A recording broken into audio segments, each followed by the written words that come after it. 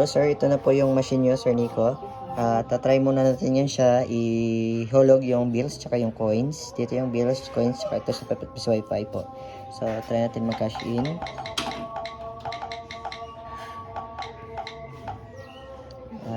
Para po matest natin yan. 3,000 na lang. 3,000. So ayan po, 20. Kanina hinulog ko yan kanina eh.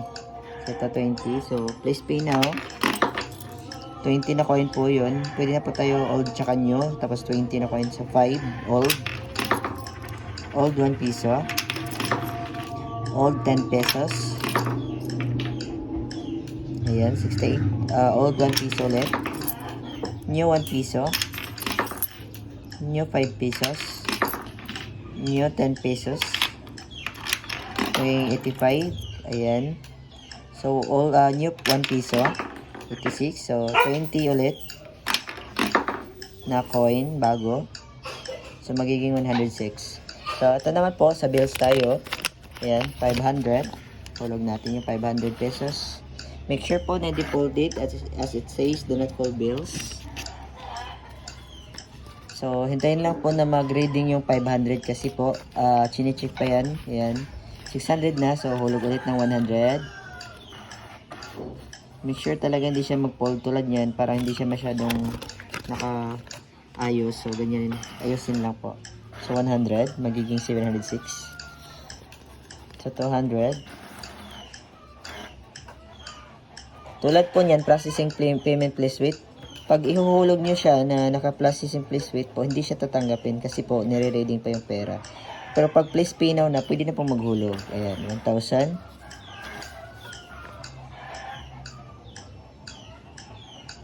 Tulad niyan, processing please wait po. So, hindi pa nag-reflect yung 1,000. Naka-red siya. So, hindi siya tatanggapin. Sir, ano? Kasi yung iba pinipilit eh. Make sure lang natapos na yun na reading. Yan, please pay now na. Saka po siya ihulog. Yan. Kasi may bubunot dun sa loob eh. Pag hindi siya bubunutin, ibig sabihin, hindi pa nag-success yung hinulog dito. Hindi pa nag-reflect. Tulad niyan, magiging 2,906 siya. So, pagtapos niyan,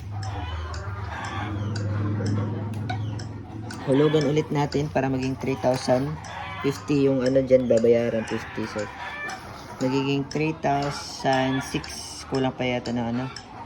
Ayan, kulang pa tayo ng 44. Ulit tayo ng 100.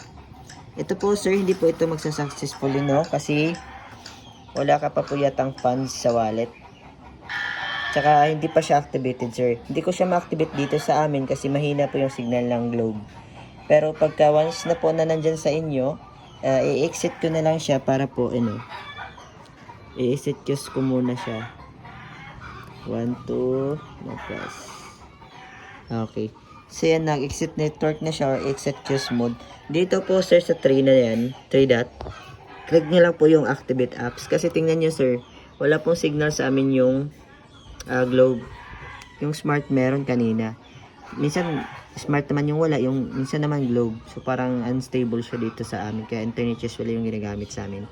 So ito, activate apps lang po sir. Yung license na na-transfer ko sa iyo, input mo lang yung nag-start sa DF hanggang sa kompleto yung number na yan, i-click mo lang activate.